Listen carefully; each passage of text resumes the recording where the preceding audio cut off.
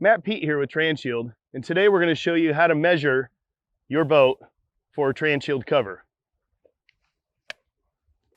The first thing you're going to want to do is open the windshield so you can have quick access to the bow.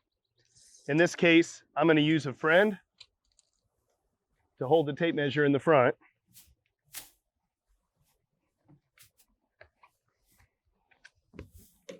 If you don't have a friend to help you on the day you're measuring your boat, you can simply use a piece of tape to hold the tape measure while you get your measurement.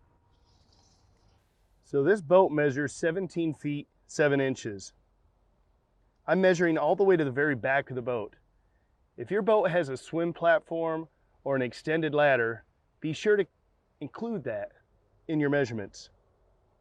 In this particular case, I'm going to select this 16 to 18 foot V-hull cover.